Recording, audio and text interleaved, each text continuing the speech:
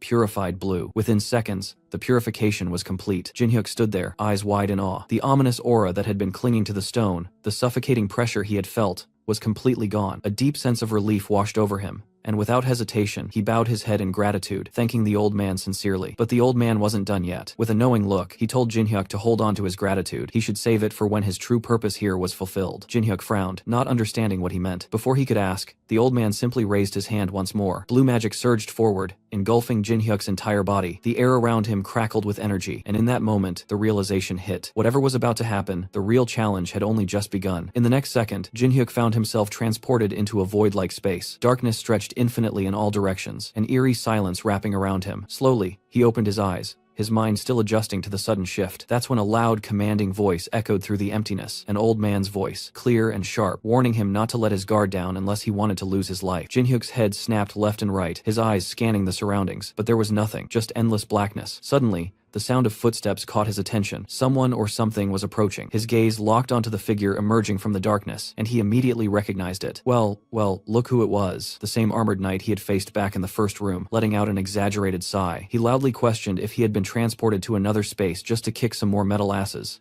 Honestly, looking at this bleak battleground, he couldn't blame himself for thinking that was the case. At first, he assumed he was only up against one knight again, but the moment he met those glowing red eyes, A sharp chill ran down his spine. There was something different about this one. Unlike the previous metals he had smashed through, this knight radiated an aura that practically screamed danger. And yet, our boy, as confident as ever, couldn't help but throw in some attitude. With a smirk, he casually remarked that this knight didn't look much different from the weaklings he had fought before. He asked if this guy was just a warm-up, and if the real challenge would be showing up later, but the knight didn't bother entertaining his arrogance. Instead of responding, he simply stated that the trials had begun, and that Jinhyuk should prepare himself. Jinhyuk's amusement flickered for a second. Well, that was new. The previous knights were nothing but mindless husks, yet this one could actually talk. That alone was enough to make him acknowledge that this opponent was different from the rest. But before he could think too much about it, the knight moved, and damn, did he move fast. In a blink, the knight lunged forward with terrifying speed, his blade cutting through the air like a streak of death. Jinhyuk's instinct screamed at him, and in that split second, realization hit him like a truck. He had completely underestimated this opponent. The scene shifted to two figures dressed entirely in black, leaping effortlessly across rooftops, their movements swift and calculated. They landed silently in front of Third Man, most likely their boss. Turns out these were the Titan Guild pursuers sent by none other than that bastard Yongsuk. But thanks to Lucia's magic, they were completely blind to Jinhyuk's whereabouts, unable to track down his house, no matter how hard they tried. Frustration twisted the leader's face. He knew damn well that if he returned without completing the job, he was as good as dead. Gritting his teeth, he barked at his underlings, making it clear they had no choice. They had to find their target no matter what, and if that meant tearing down the entire damn neighborhood, so be it. Without hesitation, he ordered them to start destroying every single house in the area, convinced that sooner or later they'd flush out their target. Well, bad move. All that noise and chaos would only do one thing: cut the distance between their sorry asses and Lucia's arrows. Before they could even make a sound, the arrow had already done its job, cutting through the air in an instant. The shot was brutal, straight to the neck of the loudest one in the group. Yeah, the same bossy bastard who had been barking orders to burn everything down. Well, rest in peace, buddy. The remaining two stood there completely stunned, their brains struggling to process what the hell just happened. Before they could even react, another arrow found its mark, another clean headshot, and just like that, there was only one left. Realizing the absolute disaster unfolding before him, the last guy didn't waste time thinking. He just ran as fast as his legs could carry him. He bolted, hoping to escape whatever nightmare had just wiped out his crew. But he wasn't fast enough. Not faster than Lucia, our favorite elf. She didn't even break a sweat as she moved in. Her knife slashed. One swift motion, and he was down, sent straight to join his dear companions in the afterlife. After taking care of 3 criminal souls, Lucia finally arrived home. The moment she stepped inside, Hyuna, in concern,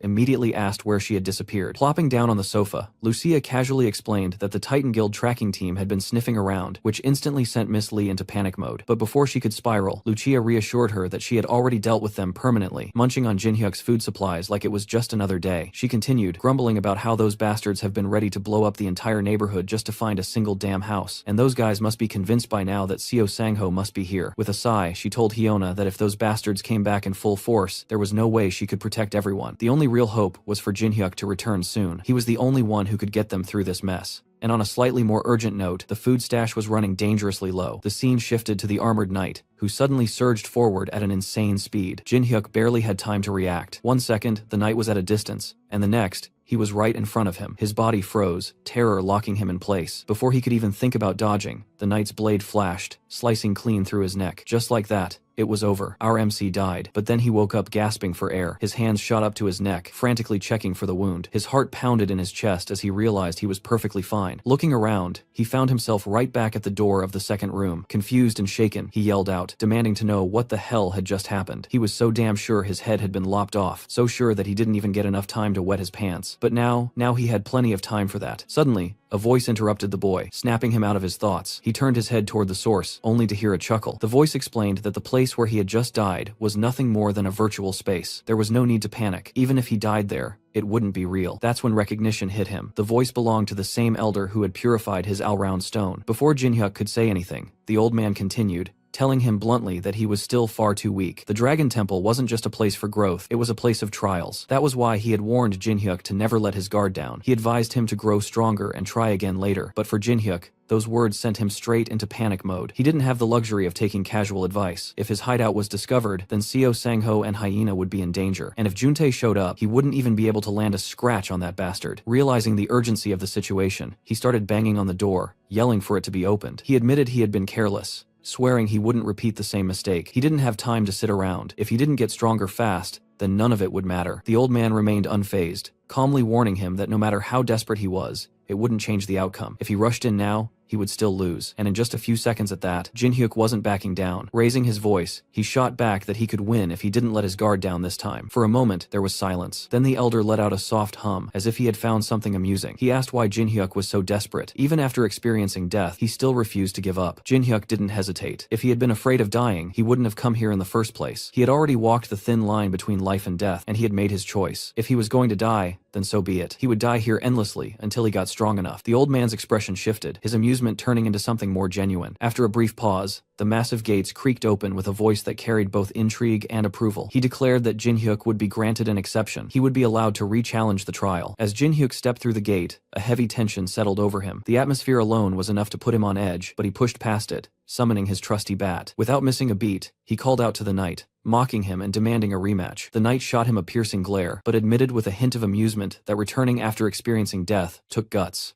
Even so, admiration didn't change the fact that Jin-hyuk was still trembling slightly, barely managing to hide his fear. Gripping his bat tightly, he forced a wide grin and declared that last time he had been careless, but this time he wasn't going to die as hollowly as he died before. There was no more time for words. In an instant, the knight leaped into the air, blade poised to strike. Jin-hyuk barely had time to react before their weapons clashed, sending shockwaves rippling through the battlefield. His arms ached as he struggled against the sheer force of the attack, gritting his teeth as the pressure nearly overwhelmed him. The knight, sensing his struggle, let out a mocking chuckle and remarked that it seemed Jin-hyuk had finally come to his senses. But our MC wasn't about to back down. Focusing his aura into his legs, he gathered all his strength, and with a roar, he pushed forward, sending the knight sliding backward, creating some much-needed distance between them. But the recoil of the attack sent him stumbling as well. Stunned, Jin-hyuk could only stare, trying to process just how monstrous this opponent truly was. A direct confrontation was impossible. He knew that now. He had to be smarter. Strike, retreat, wait for an opening, and strike again. That was his only chance. Steeling himself, he lunged forward, moving in perfect sync with his plan. The knight, rather than being angered, seemed impressed. He acknowledged Jin-hyuk's ability to wield aura, but of course, there was a catch. Before Jin-hyuk could react, the knight's blade struck with brutal precision, sending him flying through the air. As pain shot through his body, the knight coldly explained that while Jin-hyuk had learned to channel aura into his legs, he left his upper body completely exposed. Still airborne, Jin-hyuk clenched his teeth as realization hit him. He barely had time to land before another thought sent a chill down his spine. How did the knight know exactly where to strike? His mind raced, a tense expression overtaking his face as he wondered if his opponent could read his thoughts. The eerie familiarity of it reminded him of his fight with Juntae, who had also predicted his every move with terrifying accuracy. But before he could analyze further, the knight lunged once more. His voice carried an air of finality as he told Jin-hyuk that while his spirit was admirable, if this was all he had, then he could die in peace. The knight swung his blade with lethal precision, expecting to end the fight in an instant. But to his surprise, Jin-hyuk blocked just in time and retaliated with a crushingly heavy strike. The impact sent the knight staggering backward, but just like before, the recoil also forced Jin-hyuk to skid back. However, this time, our MC revealed something crucial. The knight had been predicting his attacks by reading his aura, giving him an unfair advantage in battle. The knight acknowledged his talent but scoffed, saying that no matter how skilled he was, the outcome for him wouldn't change. Understanding the gravity of the situation, Jin-hyuk realized that if he kept using aura like he had been, he was as good as dead. He needed a new approach. Without hesitation, he reached into his inventory, retrieved a mana potion, and downed it in one gulp. His plan was simple but risky. He would envelop his entire body in aura, leaving no gap for the knight to read his movements. But the knight wasn't interested in giving him breathing room. He urged Jin-hyuk to focus on the fight,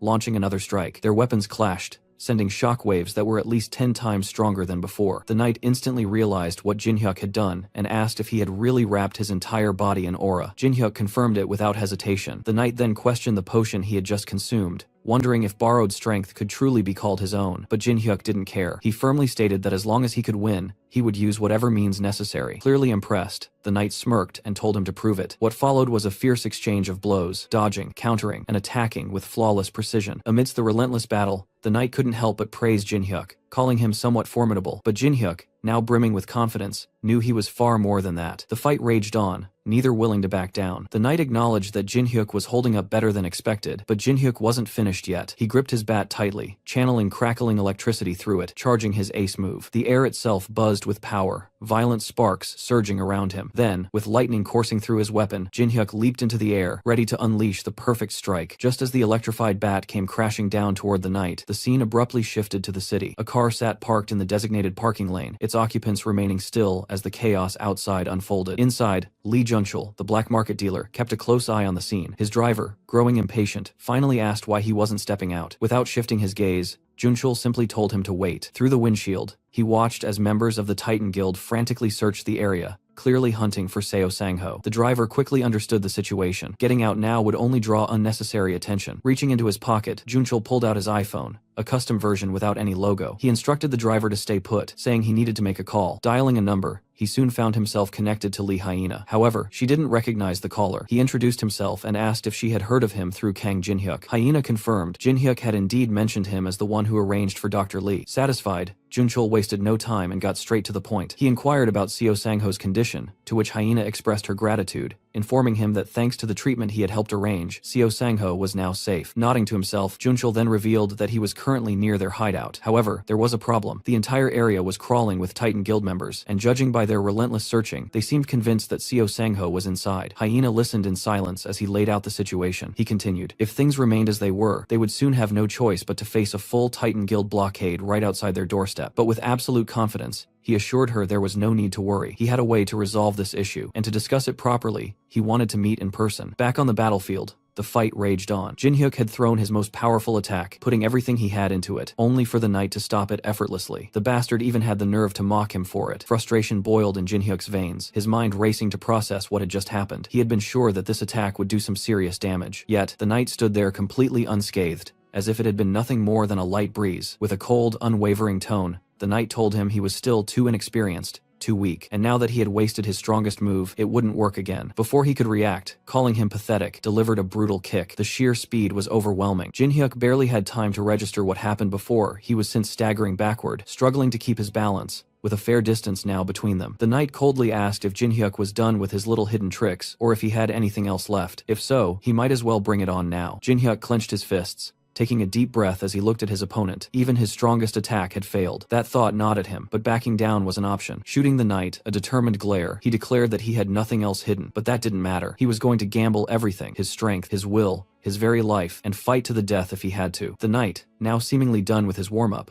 let out a low chuckle and channeled power into his sword. Magic surged around the blade, crackling with energy as he told Jinhyuk that from now on, he would play along properly. Jinhyuk's eyes widened as he recognized the power flowing through the weapon. That energy was a divine power. His mind raced as he blurted out the question, wondering if the knight was actually a paladin. With a smirk, the knight denied it, saying he wasn't a paladin, but he was close enough. Then, in a strong, commanding voice, he told Jinhyuk to get ready. Jinhyuk grinned, rolling his shoulders as he steadied his stance. Ready? He was more than ready. With unwavering confidence, he told the knight to come at him any time, because no matter what, he was going to become stronger. With that, both warriors lunged at each other. Jinhyuk knew that fancy tricks wouldn't work here. All he needed was raw strength, a full-force strike, and so, the real battle began. Jinhyuk and a knight clashed, and the impact of their energies sent rumbling shockwaves across the battlefield. Just by looking at our boy's face, you could tell this was the expression of someone silently muttering, "I'm so fucked." But he knew one thing for sure. If he backed down now, he was dead. So, gritting his teeth, he decided to pour every last bit of his aura into this fight and settle it once and for all. That's when the armored knight noticed something strange. His precious sword was starting to crack. For a second, the knight looked genuinely thrown off, feeling something he hadn't in a long time. But he wasn't slow to catch on. He realized Jinhyuk had used his aura at a critical moment, not just to boost his own strength, but to show his desperate hunger for power, a drive that had always been burning inside him. Even so, the knight gathered himself, pushing Jinhyuk back with a forceful blast. But in doing so, his sword completely shattered. Refusing to give in, he focused all his remaining energy into the broken blade and unleashed a final powerful swing. Somehow, against all odds, Jinhyuk managed to block it. In the next cut, Jinhyuk collapsed to his knees. He had somehow managed to block that fatal blow, but now his aura was completely drained. He didn't even have the strength left to save his own ass by running away. The knight calmly lifted his blade, restoring it to perfect condition in no time, using his divine power. Then he pointed the weapon straight at Jinhyuk, who was utterly spent with no tricks left up his sleeve. But strangely, the knight didn't strike. He just stood there, almost like he was waiting for something. Breathing heavily, Jinhyuk told the knight that he had given it everything he had. He didn't have any regrets left. If the knight was going to kill him, he should just get it over with. Besides, even if he died here, it wasn't truly the end for him. And one thing was certain, he would challenge the knight again and again, no matter what, he had to get stronger. The knight then spoke, telling Jinhyuk that the trial was over and that Jinhyuk had misunderstood something. This trial was never about defeating the knight. As he spoke, the knight began to dissolve into golden dust. He revealed that he was not just the opponent, but also the examiner and the judge. Jinhyuk, still confused and desperate to know whether he had passed or failed, struggled to process it all. The knight, before disappearing completely in a flash of golden light, said that while Jinhyuk still had a lot to improve on, for now, he had passed the trial. As the dust finally settled, Jinhyuk picked up on something different. Out of the fading cloud, an old man stepped forward,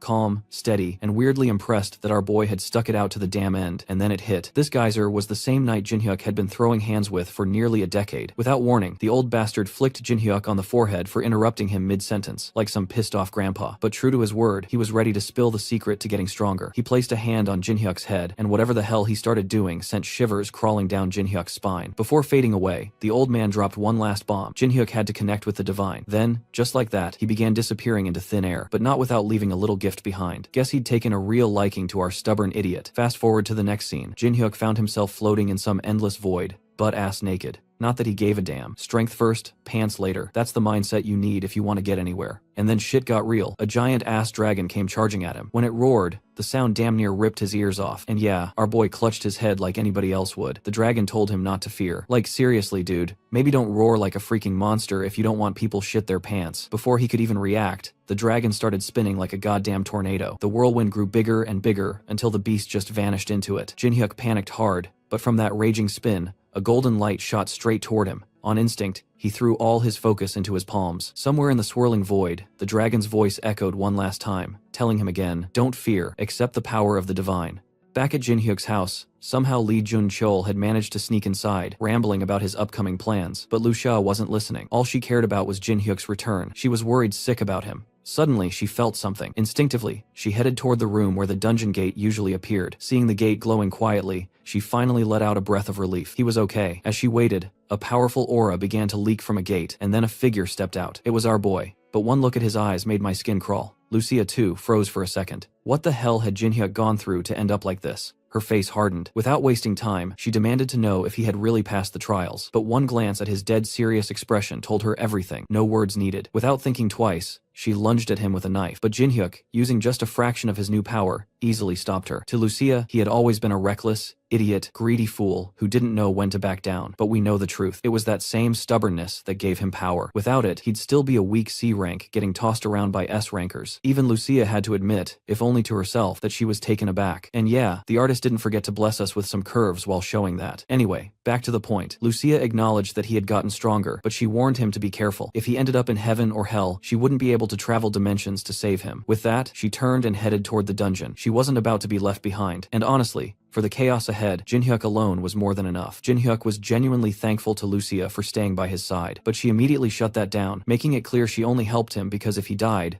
the dungeon would be totally screwed. And, of course, her help wasn't free. She demanded a mountain of sweets delivered to the boss's magic room as payment. Lastly, she gave him a final warning. The perception magic she had cast would soon wear off after she left. He needed to be ready before the Titan Guild found them. Jinhyuk made his way to the hall, where Lee Jun-cheol was already waiting, quietly watching him with a look that clearly said he was wondering where on earth our boy had popped up from this time. Meanwhile, Secretary Lee Hyena couldn't hide her happiness. The moment she saw Jinhyuk, her face lit up with pure relief and excitement. For Jinhyuk, the feeling was mutual, though he kept it low-key. He was just glad that nothing major had happened while he was away. Hyena, overjoyed, showed her gratitude openly, but Jinhyuk simply brushed it off, treating it like it was nothing more than an ordinary friendship gesture. No big deal in his mind. After sharing a few casual words, Jinhyuk shifted his attention to Lee Jun-cheol. Apparently, Jun-cheol had been trying to get in touch with him, but when he couldn't, he decided to show up in person. That alone made Jinhyuk suspicious. After all, people like Jun-cheol, rich, powerful types, didn't usually go out of their way unless there was something important brewing. Without wasting much time, Jinhyuk decided to cut straight to the point. He asked what was really going on in Jun-cheol's mind. Jun-cheol, catching the hint, didn't bother beating around the bush. Keeping a straight face, he asked Jinhyuk if he would be interested in creating a guild together. It was a bold move, but then again, it was classic Jun-cheol, the dealer who always had a plan hidden up his sleeve. Jinhyuk was honestly taken aback by the sudden proposal. Hyena, who had half expected Jun-cheol to suggest some clever escape route, seemed to pause for a moment, her mind already racing ahead. But was time time to get a little more realistic. Even if Guildmaster Seo Sangho miraculously recovered, there was no going back to the Titan Guild anymore. The harsh truth was staring everyone in the face. The fact that no one from Titan had come to rescue Seo Sangho said it all. It was clear to Juncheol, to Hyena, that the guild had completely rotted from the inside out. Juncheol didn't believe for a second that anything could fix what had already decayed. In his eyes,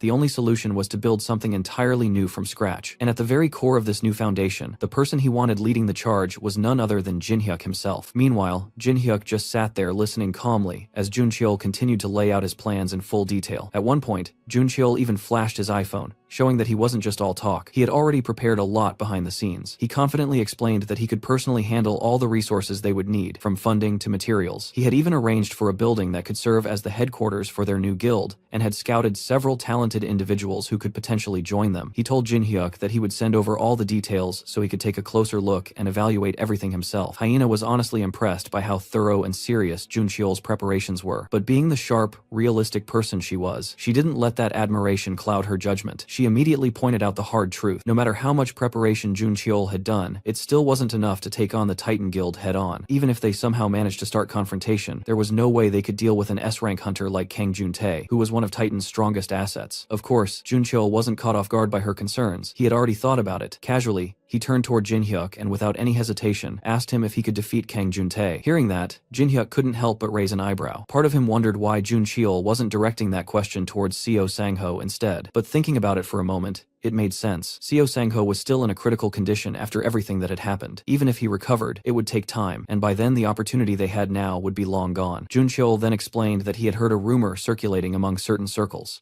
According to the rumor, Jinhyuk had already fought Kang Juntae once and survived. If that rumor was true, then there was a real chance that their plan could succeed. But if it was false, Juncheol was ready to scrap the entire operation without a second thought. Simply put, the entire plan hinged on one thing: whether Jinhyuk could actually take down Kang Juntae, and this rich blonde dealer was prepared to stake everything he had on that possibility. So, he needed a clear answer. Could Jinhyuk defeat Kang Juntae or not? But instead of answering immediately, Jinhyuk felt excitement bubbling inside him. He didn't just blurt out a response. Instead, he leaned back, smiled, and said he wanted to hear the full plan first. Only after hearing everything would he give his answer. The scene shifted to a building where chaos had already broken out. A man came flying through the air, his face completely smashed in by a brutal punch, before crashing hard onto the floor and sliding across it like a ragdoll. And the one responsible for that devastating blow, none other than Zhou Wanqiol, the leader of the Tyrant Guild. Wanqiol was absolutely furious. His anger had been simmering for a while now, thanks to the Titan Guild's thugs, who had started barging into his territory as if they owned the place. They didn't even bother to hide their arrogance,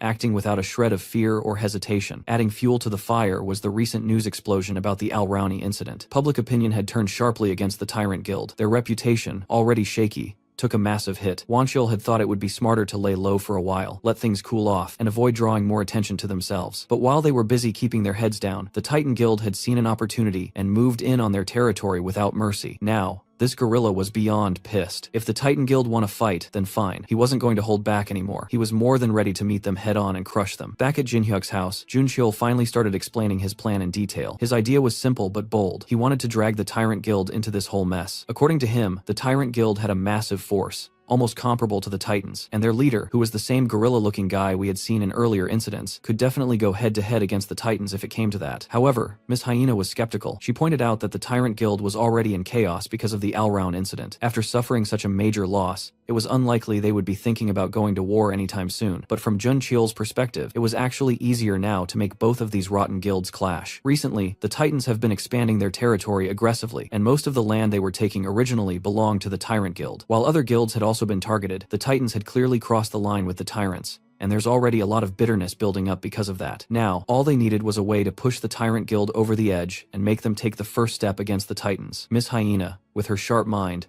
already knew exactly how to ignite that spark. Juncheol didn't immediately understand what she meant. That's when Jinhyuk, speaking casually as if it wasn't a big deal, revealed the truth. They were the ones who had leaked the information related to the Al Rown incident in the first place. This revelation completely shocked Juncheol, but he was smart enough to connect the dots quickly. If Jinhyuk had leaked the information, it meant he had something to do with Al Rown's death, and since Jinhyuk had been working with the Titan Guild at that time, this piece of information alone would be more than enough for the Tyrant Guild to justify attacking the Titans. Juncheol realized that they could use this situation to to their advantage by taking control of the chaos that would follow once the two guilds clashed. After the entire plan was laid out, Jun Cheol turned to Jin-hyuk and asked for his opinion and whether he was ready to join forces with him to make this plan a reality. Jin-hyuk, wearing a small smirk on his face, agreed without much hesitation. Miss Hyena, excited by how things were shaping up, started throwing out ideas for their new guild's name. But Jin-hyuk already had a name prepared in his mind. He chose a name drawn from mythology, a name that represented gods who once overthrew the Titans themselves. That name was Pantheon. Everyone liked the sound of it immediately. It fit perfectly with what they were trying to do. Jun Cheol, never the type to waste time, decided they would begin working on the plan right away. According to the division of roles, Hyena's job would be to leak the information to the Tyrant Guild. Jun Cheol would focus on preparing supplies and resources for the coming conflict. And as for Jin-hyuk, his role for now was to divert the attention of any pursuers and buy them time. With everything decided and roles assigned, the plan officially set in motion. Meanwhile, the Titan Guild members were desperately searching for Seo Sang-ho, acting like a pack of crazed dogs. They were running around frantically, checking every possible hiding spot. Suddenly, one of them spotted two shadowy figures moving in the distance. His eyes widened in recognition. He realized it was Jin-hyuk and Lee Hyena. Without wasting a second, he quickly informed his team through the communicator that the targets were moving towards Sector D. And just like that, the entire group of Titan bastards immediately started chasing after them, closing in like bloodthirsty hounds. Up on the rooftop of a nearby building, Daeun quietly observed the chaos below. Daeun was a skilled illusionist, and thanks to his incredible ability to manipulate perception, Jin-hyuk managed to buy some precious time to make his move. While they waited,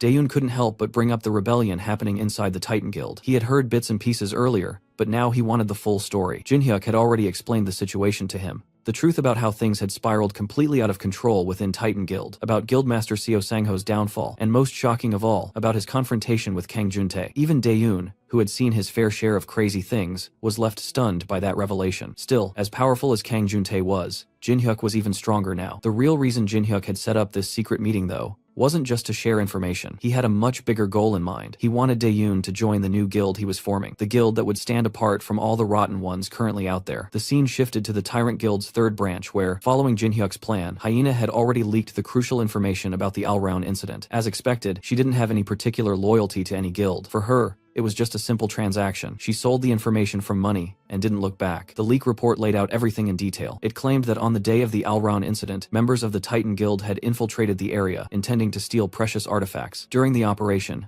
they ended up clashing with Alraun. To cover up the mess they had created, the Titans allegedly leaked a false version of the story to the media, shifting the blame away from themselves. Unsurprisingly, the leader of the Tyrant Guild, the same gorilla-looking guy from before, did not take the report lightly. Reading through the details, his anger flared up immediately. He was furious that his guild's name had been dragged through the mud because of the Titan Guild's actions. Without wasting any time, he called one of his executives and ordered them to gather all the available members. As he slid on his heavy knuckle dusters, a sign that he was personally ready for a fight, he laid out his decision clearly and without hesitation. They would not sit quietly anymore. They would strike first. From that moment on, he declared that the Tyrant Guild was officially at war with the Titan Guild. Back at the Titan Guild headquarters, chaos had already begun to unfold. A guild member rushed in, urgently reporting that the Tyrant Guild had officially declared war on them. At first, the four-eyed bastard, Young-suk, thought it was nothing serious. In his mind, it was probably just another typical fight over territorial disputes, something they could easily handle like before. However, that casual attitude quickly shattered the moment he heard the real piece of news. Guildmaster Zhou Wanxiol himself, the leader of the Tyrant Guild, had personally declared war against them. Hearing that, the pale-faced executive completely lost his composure. Panic set in immediately because this wasn't some minor squabble anymore. If Wanxiol had stepped in person, it meant things were about to get really ugly and really fast. Meanwhile, outside the guild building, the situation was already spiraling out of control. The gorilla had already started his rampage. Without wasting any time, he threw a devastating punch at a bus parked nearby. The force behind the blow was so monstrous that the entire bus was sent flying straight toward a group of Titan Guild members. By some miracle, they managed to dodge it just in time, but they didn't even get a chance to breathe. In the very next moment, they found themselves just a few steps closer to the rampaging monster. That's when it finally hit them. They were well and truly screwed. Inside the building, Juntae suddenly burst out laughing loudly, so much so that both of the other guys stopped and stared at him, wondering if he had finally gone mad. But Juntae wasn't laughing because he had lost his mind. He was laughing because he understood something that the others hadn't realized yet. Juntae had sensed it earlier, the unsettling quietness. It had been too calm until now, like the eerie silence that comes just before a storm. He had already smelled trouble coming. But Young-suk, still stuck in panic mode, hadn't thought that far ahead yet. In his frantic state, Young-suk immediately ordered someone to contact the association and report the situation, but that was pointless. They couldn't rely on the association, not this time. The reason was simple. The association already knew everything. They had already broadcast the warning publicly, and that was all they were willing to do. They had no intention whatsoever of stepping into the middle of a fight between big guilds. This wasn't the problem, and they weren't about to get involved. Juntae quickly caught on to the real picture. He realized that for the association,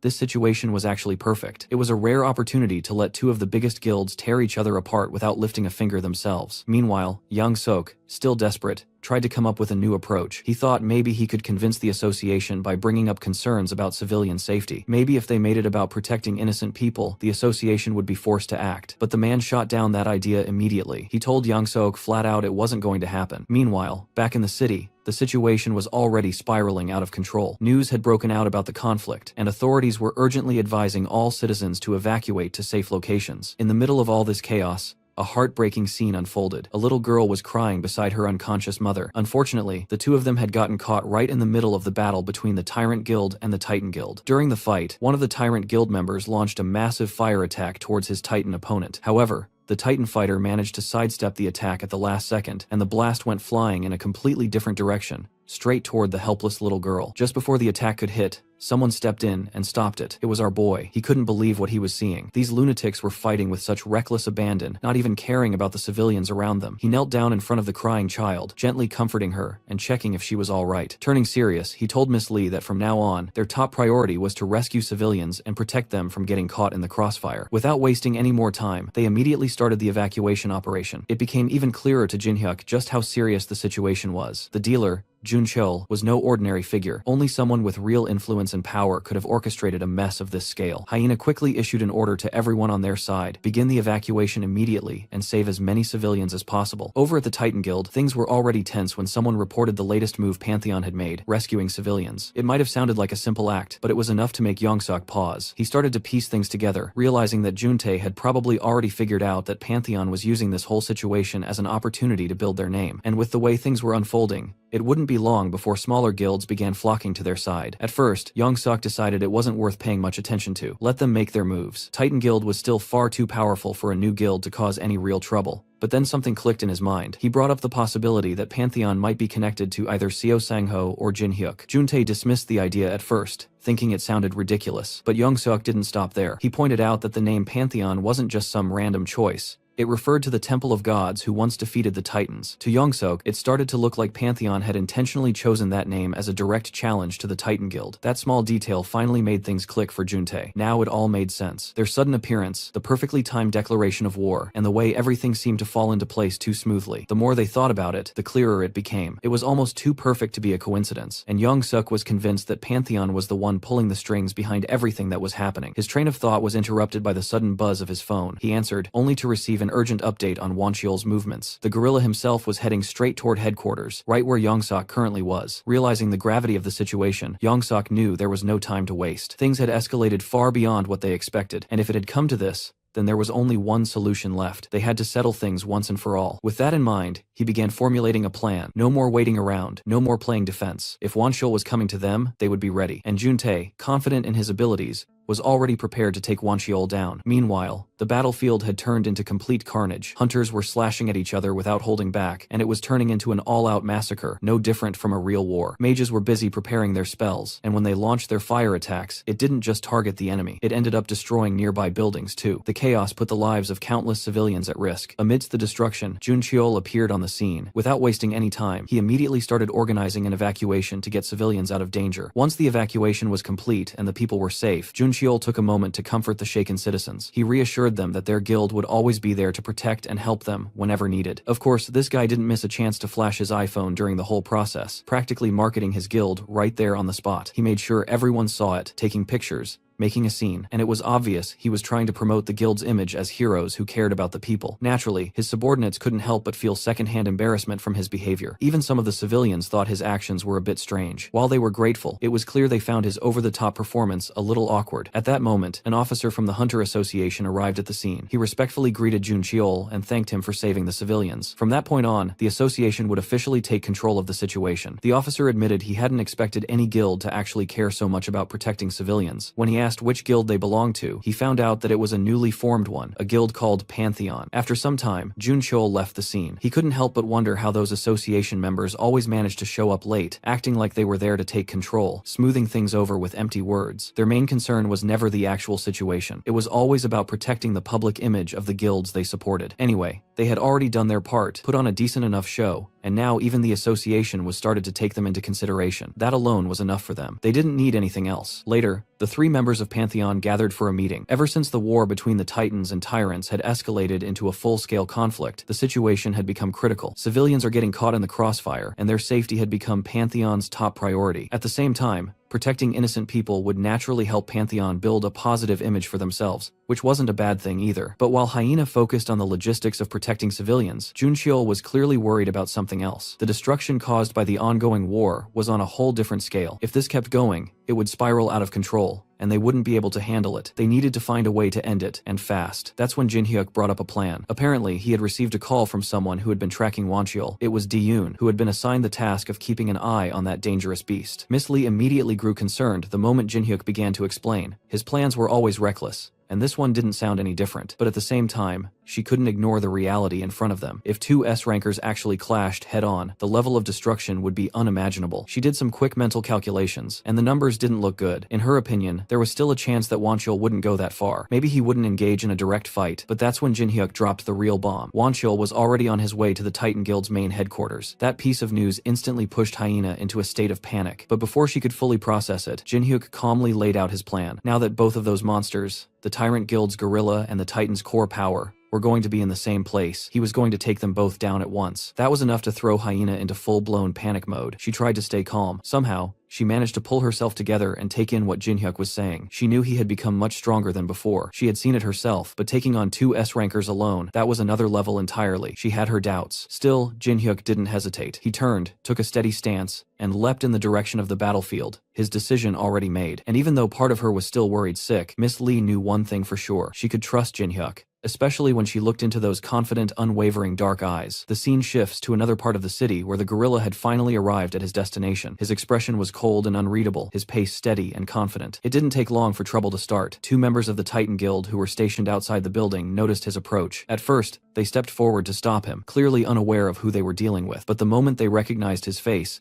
their expressions changed instantly. Panic set in, and one of them quickly tried to contact the control room for urgent backup. Unfortunately for them, it was already too late. Before the call even went through, one of the guards was sent flying across the pavement with a single blow, completely taken out. The second guard didn't last much longer. Wanchul, the man known as the gorilla, wasn't in the mood for small talk. He moved without hesitation and finished off the second guy, just without warning. Meanwhile, inside the Titan Guild headquarters, things were starting to stir. Yongseok received the emergency report about Wanchul's arrival and immediately passed the information to Juntae. Juntae, however, didn't seem the least bit worried. On the contrary, he looked completely confident, almost smug. He didn't even flinch at the news. With overwhelming confidence, he stated that he would personally bring back the head of the Tyrant Guild's master and present it as a gift. Meanwhile, the news was blowing up with coverage of the all-out war breaking out between the Titan and Tyrant Guilds, right smack in the middle of the damn city. To keep regular people from getting caught in the chaos, the police and the Hunter Association slapped down an emergency lockdown on the whole zone. No in, no out. On top of that, the association set up shelter for residents stuck in a blast radius, trying to keep everyone safe while 2 powerhouses went at it like it was their personal battleground. Back to Joe Wanchul, who was out here wrecking the Titan Guild's goons like they were cardboard cutouts. One dumbass tried creeping up from behind with a sword, thinking he had a shot. Spoiler, he didn't. That blade didn't even stand a 0.01% chance against Wanchul's fist. Dude cracked it like a breadstick and launched the guy flying. Man went crashing a full 30M like some ragged doll in a physics demo. At this point, Wanchul had already bodied hundreds of these nobodies, and still not a single high rank showed up. That ticked him off. He wasn't here to waste time punching small fries. He wanted the real deal. Meanwhile, the small fry Titan members were finally realizing what they were dealing with. This guy wasn't just strong, he was a damn gorilla in human skin. And yeah, since this was way above their paycheck level, survival mode kicked in. Most were ready to dip and save their asses before they got smashed. But of course, there's always that one clown in the squad. Some wannabe leader decided to go full hero mode and yelled for everyone to charge together, no matter what.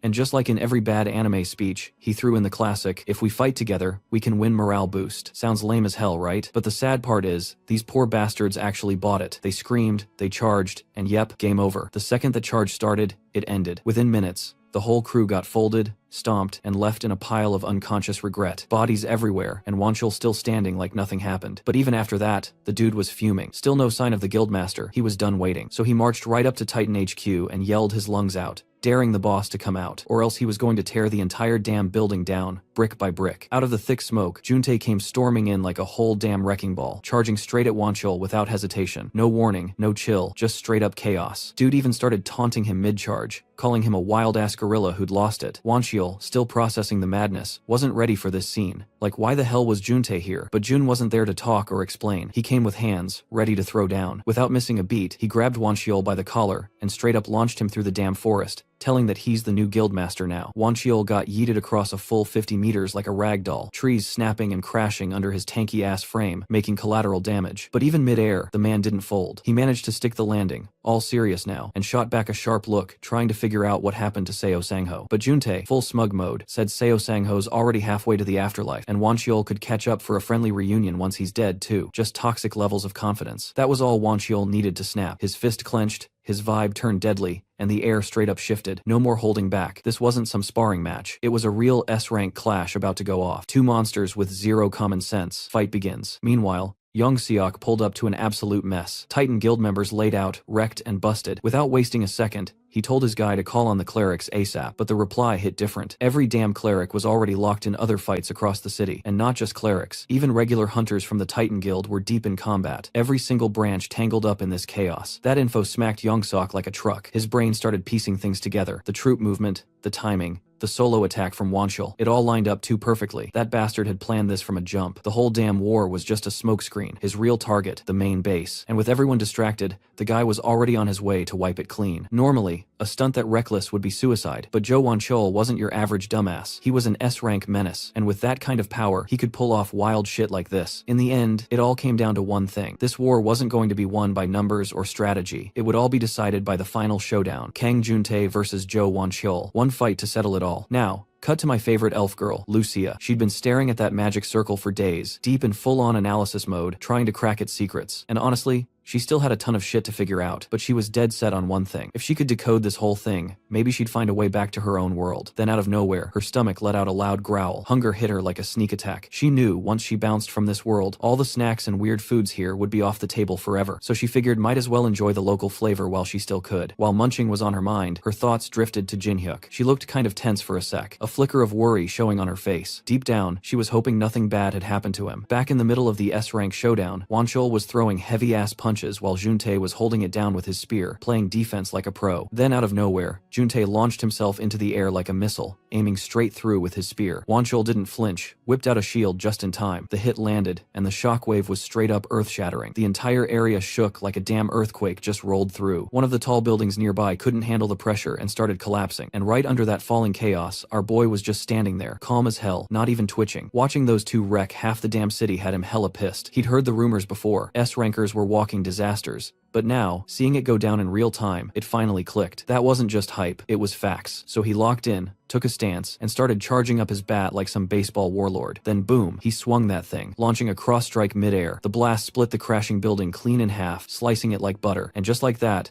his confidence shot through the roof. Our dude was now fully convinced he could take both of those bastards down without a sweat. While the battle raged on, Wanchul admitted that Juntae was tougher than he looked, but that moment of respect instantly got nuked when Jun fired back, calling him a scared-ass chicken. And right before things could explode between them, a voice cut through the chaos, snapping both their attention. Out of nowhere, Jinhyuk blitzed in between them, slamming his bat down hard enough to make both those bastards stumble back like they got hit by a truck. Juntae stood there, shook for a second, trying to figure out what the hell just happened. Meanwhile, Jinhyuk low-key felt bad for showing up a bit late. He had planned to clap both of them in one clean strike. Juntae, on the other hand, just stare at this so-called loser, wondering why some nobody was interrupting a brawl between two S-rankers. But in the background, Wanchul was picking up on something different. That aura, that heavy, chilling pressure oozing off Jinhyuk. He couldn't tell where the hell this ominous hunter even came from. Jinhyuk clocked Wanchul immediately. Tyrant Guildmaster, the same piece of shit who fed countless women to Alron like sacrifices. Dude was human garbage. And another side was Juntae, the other scumbag. Jinhyuk looked them both dead in the face, asking if they were even hunters anymore, or just wild animals in disguise. He made them take a hard look at the city they'd wrecked. Civilians were caught in the crossfire, bodies on the ground, blood in the streets. People who had nothing to do with this war were now dead or barely clinging to life, and he straight up called them out, demanding to know if they ever felt a shred of shame or guilt for any of it. Just like expected,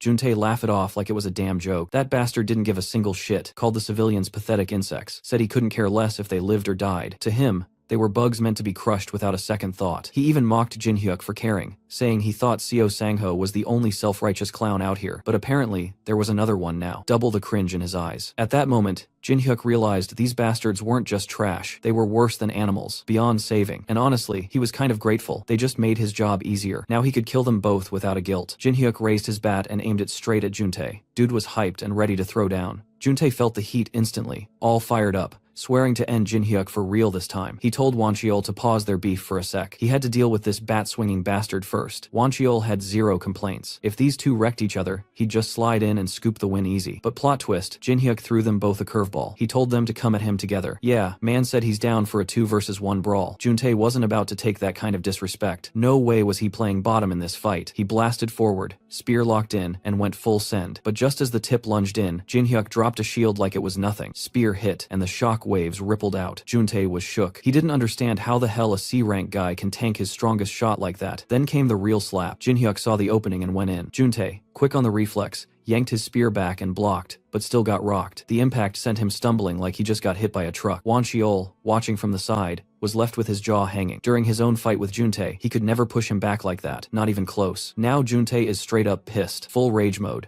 regretting heavy that he didn't finish Jinhyuk back when he had the chance. Jinhyuk didn't disagree. Last time he barely got away by the skin of his teeth, but this round, nah, this one's different. Jinhyuk's not here to run. He's here to repay the humiliation Juntae dropped on him, and he's doing it with force. Juntae was getting real fed up. Scrapping with Jinhyuk turned out way more annoying than he thought. He didn't expect the guy to level up this fast, but then an idea hit him. Out of nowhere, he yelled loud enough for Wancheol to hear, throwing shade at Jinhyuk and accusing him of snatching the Alrauni elixir. That got instant reaction. Wancheol perked up like a hound, catching a scent, and pressed him hard, wanting to know what the hell he was talking about. Juntae doubled down, claiming Jinhyuk was the one who killed all and pocketed the elixir. The gorilla was fuming now. Dude was all fire and smoke, demanding answers, ready to pop. And Jinhyuk, he just flashed a smug little smirk, digging into his pocket like he was pulling a rabbit out of a hat. What he pulled out instead was a stone, and with that same smirk, he flashed it to Wancheol like this. What you're looking for? That was it. Wancheol lost it. He charged like a beast, but Jinhyuk wasn't sweating. He slipped past the first hit like it was nothing. Dodged the second one smooth too, quick on his feet. The third strike, though, came straight down from above, way harder to dodge, but the hit smashed the floor instead, while Jinhyuk launched himself high into the air. Mid-air, he realized that last attack wasn't just flashy, it could have seriously wrecked him if it landed. And just then, while floating above the chaos, his eyes locked on something, a drone hovering with a camera. That thing was live streaming everything, broadcasting the S-rank throwdown in real time. The footage showed an unknown hunter suddenly stepping into a clash between two top-tier monsters, and not just holding his own, but actually surviving a full-on 2v1. Somewhere off-scene, Miss Lee was grinning. Everything was clicking into place exactly like she'd planned. She was the one who tipped off the media and the spotlight. This was the stage she'd been setting. Back at Battlefield, Juntae straight up can't believe what he's seeing. Our boy is dancing around every swing from the Tyrant Guildmaster like the damn warm-up drill. Not only dodging, but his counters are brutal as hell, landing clean every single time. Juntae starts tripping out, wondering how the hell he got this strong. Meanwhile, Wancheol is out here getting his ass handed to him by a hunter younger than him. Dude gets slammed to the ground, scrapes himself up, and then has the nerve to ask if the kid's holding back. That thought pisses him off even more, like this brat is looking down on him. He yells at Jun to stay the hell out. He's dead set that he'll be the one to take our boy down. Wancheol goes full rage mode, charging in with all his strength, talking about how things are going to be different now. Spoiler, it's pure cope. He's still whiffing every damn hit. Jinhyuk smacks him back with bare fists, drops a cold line that nothing looks different, then steps in and cracks him with a bat. The big bastard barely manages to block, arms shaking. But before he can breathe, here comes Juntae from behind, trying to get slick with a sneak attack. Too bad Jinhyuk is on another level. He blocks it with his bat without even looking. The clash is so insane it shatters Juntae's spear into worthless splinters. Panic hits him hard as he watches the MC step in, and just a shockwave from the bat swing knocks him on his ass. Backed into a corner,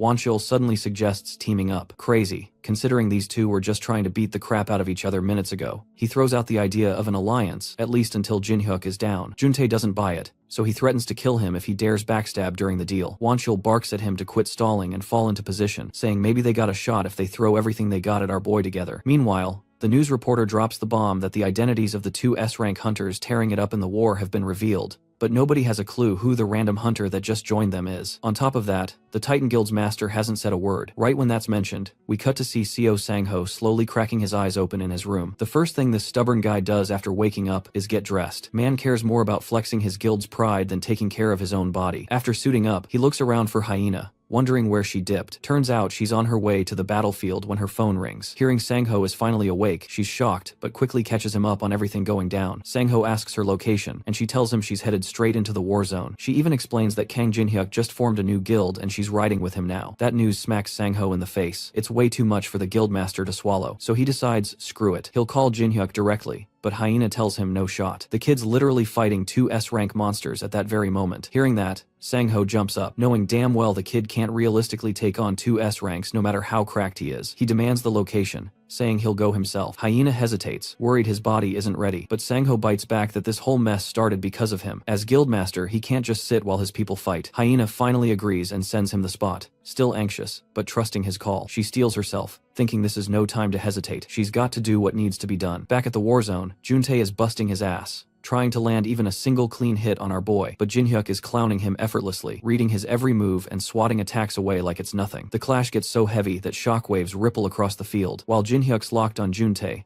the other S-rank tries to sneak him from behind, aiming for the kill, but our boy's too sharp. He hops out of the way, making the two almost smash into each other. Seeing his buddy on the brink, Wanchul tells Juntae to down a mana potion while he keeps the kid busy. Juntae is pissed about teaming up, but he knows the gorilla is right. He chugs the potion, thinking if they dump every ounce of mana into one big hit, maybe they can crush him. Meanwhile, Wanchul is clearly struggling holding the line. Jin-hyuk grabs his fist mid-swing, gives him that cold, dead-eye stare, and asks why he isn't just trying to kill him and steal the elixir for himself. He even mocks him to put some damn effort into it. Then, before Wanchul can even react, Jin-hyuk snaps his wrist like a twig and smashes him with his bat. Juntae's jaw drops as the mighty Wanchul gets tossed around like a rag doll. Watching him hit the dirt, our boy casually strolls over and asks if he's still breathing. He tells him straight that he can't let him live after all the shit he's done. This was the bastard who lured innocent women, kidnapped them, and threw them up as sacrifices for Alron. The ones who resisted got locked away, while his loyal guild scumbags drowned themselves in drugs. Every ounce of pain he's feeling now is just karma cashing in. On the ground, bleeding and broken, Wanchul can't believe his story's ending in such a pathetic dog's hit way. Jin-hyuk lifts the bat over his chest and asks if he's got any last words. With despair in his eyes, the S-rank croaked out if he's really going to kill him over something so trivial. He starts begging like a worm, promising to make Jin-hyuk the guildmaster if he just lets him live. But Jin-hyuk's done playing games. He tells him the only reason he asked for last words was to give him that one final dignity. His decision was set the moment he saw those captives waiting for death like cattle. Wanchul still doesn't get it, still whining about why kidnapping a few people should seal his fate. But none of that matters. Jin-hyuk knows well that he has every reason to finish him. Without hesitation, he drives the bat straight through his chest, ending it. The S-rank screams in agony, thinking he can't die like this, but his cries mean nothing, and slowly the light fades from his eyes as his body goes limp. Jin-hyuk coldly reminds him to apologize to every single soul he slaughtered when he reaches the afterlife. Meanwhile, Juntae is standing there shaking like a bitch, torn between swinging at Jin-hyuk while he's distracted or just bailing out, but his eyes give him away. He already knows he's screwed. The only thought in his head is running, but it's already too damn late. Jin-hyuk clocks him trying to sneak off and whips his bat at him like a bullet, telling him where the hell does he think he's going. The S-rank barely manages to deflect it, and tries to act all cool, claiming he isn't running, just letting Jin-hyuk off this time. He convinces himself he's faster and can outrun him, but reality hits when Jin-hyuk catches up instantly and tells him he doesn't need to hold back anymore. At the same time, Seo Sang-ho and Hyena reach the ruins of the battleground. She guides him to the spot, warning him he'll hit the battle zone once he passes it. Before he leaves, she begs him to reconsider, but the guy's already set. He can't dump everything on Jin-hyuk. He has to fight, too. Hyena urges him to rest, but Sang-ho insists he'll finish what he started. She finally relents, asking him not to push himself past his limit. As he heads out, Sang-ho looks at the sky and mutters for Jin-hyuk to wait for him. On another rooftop, Young-sok watches the whole mess unfold. He's pissed that the fight spiraled out of control. It should have been a clean duel between two S-ranks, but then someone stronger had to crash the party. Seeing no way to save Juntae, he decides to cut his losses. His dream has always been building the greatest guild, and Seo Sang-ho was in his way, so he poisoned him, clearing the path to his own twisted goal. Now, staring at Jin-hyuk, Young-sok decides to let him live for now, planning to escape and twist public opinion in his favor later. But before Sang-ho left to help Jin-hyuk, Hyena had told him something crucial. While monitoring the fight with drones, she spotted Young-sok on top of the Titan building. Back in the present, the guildmaster suddenly appears behind the traitor, making Yongsuk freeze in pure disbelief. Before he can react, Sang-ho snarls his name and grabs him by the collar, demanding why the hell he betrayed his own guild. Yongsuk stares him down and says the guild doesn't need him anymore. That stings, and Sang-ho demands to know what he means. Yongsuk doubles down, saying Sang-ho was holding the guild back and was useless. But Seo Sang-ho sees through the bullshit. He calls him out, saying, all of this is just greed, dressed up as excuses. Yongsuk pushes back, claiming he saved the guild from destruction. Sang-ho shuts that down hard, telling him the guild is collapsing because of his betrayal and the chaos he orchestrated. Cornered, the traitor pulls a knife and lunges at him. But even half-healed, Sang-ho dodges easily, spitting that he's a disappointment to the very end. Yongsuk uses the moment to bolt, running with the delusion that his only crime was trying to create the greatest guild. He blames Jin-hyuk for screwing it all up, and leaps off the building. The guildmaster isn't about to let him get away. He charges after him, summoning his axe midair. With one brutal swing, he slams it into Yongseok's skull, roaring at him to take responsibility for the disaster he caused. Blood sprays as his head splits open and his body crashes to the ground below. Sang-ho stands over him, declaring that his duty is finally done. But the victory sours in an instant as he remembers Jin-hyuk. He wasted too much time chasing the traitor. Without hesitation, he sprints toward the battlefield to back up the MC. Meanwhile, our boy is straight up wrecking the S-rank like it's child's play. Juntae takes a nasty hit to the chest, gasping like his lungs are on fire, barely able to breathe. Jin-hyuk points his bat right at him, making it clear this is the end of the road. Juntae already knows he's tapped out. There's no miracle, no way out. Desperate as hell, he starts begging like a bitch, offering everything he's got, even his damn guild position,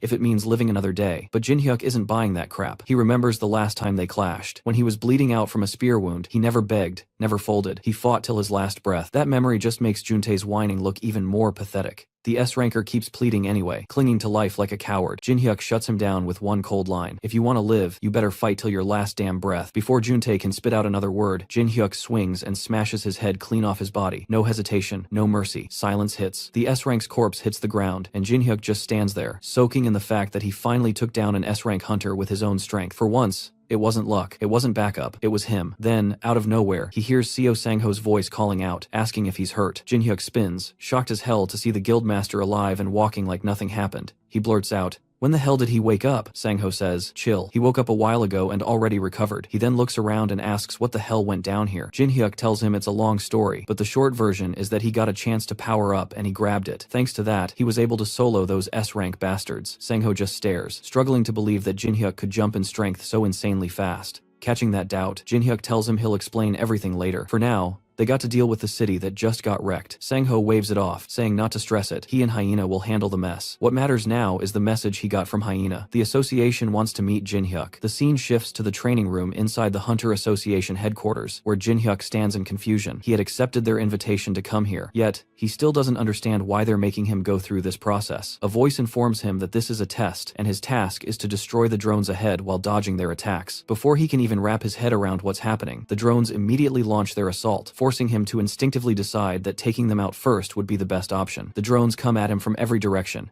making it increasingly difficult to dodge. But compared to the fight he had earlier against the S-rank hunters, this feels like nothing more than a light warm-up. With a confident smile, he starts swinging his bat and destroys the drones one by one. It doesn't take long before he clears all of them out. The voice then announces that he has just set a new record. Jin-hyuk looks at the screen in front of him, clearly annoyed, and says that he's starting to get irritated since no one informed him about this test in advance. On the other side, a pink-haired girl explains that this is part of the official procedure to determine his proper rank as a hunter. After his recent fight, where he single-handedly defeated 2 S-ranks, the association can no longer categorize him as a C rank. Still, Jin-hyuk considers the whole test pointless. His temper flares as he demands they open the door so he can leave. The girl tries to calm him down, but he refuses to cooperate. As he walks toward the door, she frantically warns that he cannot leave until the test is completed. To everyone's shock, he simply smashes through the door with his bat and walks out, calling it nothing but a waste of his time. But the association isn't ready to let him go just yet. After a few steps, he finds himself blocked by a group of hunters. He warns them to step aside if they value their lives. And since they've already witnessed his overwhelming power, they know he isn't bluffing. Unsure of what to do, the hunters look to their team leader for a command, but the man doesn't move an inch. Realizing this, Jin-hyuk prepares to strike, convinced they've chosen death. Just then,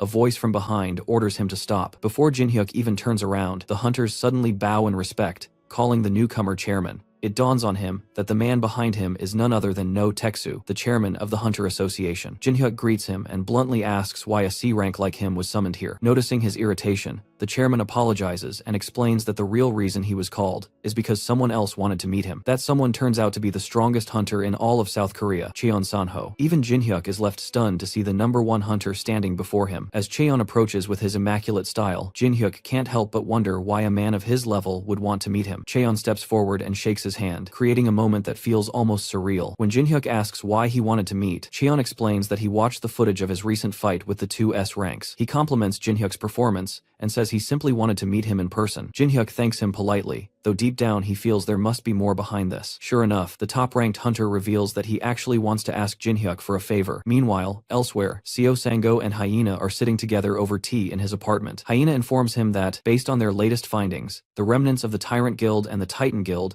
have officially merged into a new group called the Pantheon Guild, with the association's approval. She apologizes, admitting she did everything she could to save the guild. Seo Sang-ho, however, tells her that disbanding it was the right decision. He reflects with a bit of regret, thinking that perhaps he could have avoided this downfall if he had listened more to his guild members in the past. With that, he announces his retirement from the hunting world. Hyena then slides a contract form toward him, telling him that it would be a waste for him to retire now. Curious, Sang-ho glances at the document and realizes it's a registration form for the Pantheon Guild. She explains that the guild needs someone of his caliber, and their guild master believes the same. When he asks her if she has already joined them, she playfully winks and confirms that she is now a member of the Pantheon Guild. Meanwhile, Jin-hyuk and Cheon stood face to face, ready for a duel. The whole situation felt bizarre to him. First, he was thrown into some test room, and now the strongest hunter in the entire country wanted to fight him. In the monitoring room, the chairman and a girl were watching the match live on their screen. She couldn't believe Cheon had come to the HQ on his own, since he was hardly ever seen in public. The chairman explained that he had met Cheon earlier, and after watching Jin-hyuk's fight against two hunters, Cheon claimed he had finally found someone worth fighting alongside, or maybe even a rival. When Jin-hyuk asked why they were fighting, the top hunter admitted he wasn't sure himself. Still, Jin-hyuk wasn't the type to back away from a challenge, so he braced himself for the fight. The girl grew uneasy and asked the chairman if they were really going to let this happen, but he laughed and said it was fine. It was just a normal spar. Back in the arena, Cheon summoned his sword, and both hunters told each other to give it their all. Jin-hyuk smirked, thinking that rankings meant nothing to him. All he wanted was payback for the hell Cheon had once put him through. Meanwhile, Hyena was shocked to get a call from the association telling her the top-ranked hunter was about to spar with Jin-hyuk. Seo Sang-ho noticed her worried expression and asked what was going on. Putting the phone down, she said that Cheon Sanho was going to fight the MC. Concerned, Sang-ho asked why, but she didn't know either. Thinking Jin-hyuk could be in danger, the two decided to rush to the hunter association. Back at the fight, both hunters waited patiently for the other to slip up. The girl asked the chairman what he thought about the match. Just then, the two charged at each other, and their weapons clashed with a thunderous impact. The chairman confidently stated that the top-ranked hunter would win, but in reality, the two seemed evenly matched as they were both pushed back. Jin-hyuk realized Cheon was on a completely different level compared to the other S-rank hunters he had beaten earlier. Deciding it was useless to test the waters, he went all in from the start, releasing a powerful aura shockwave at Chan. Standing firm,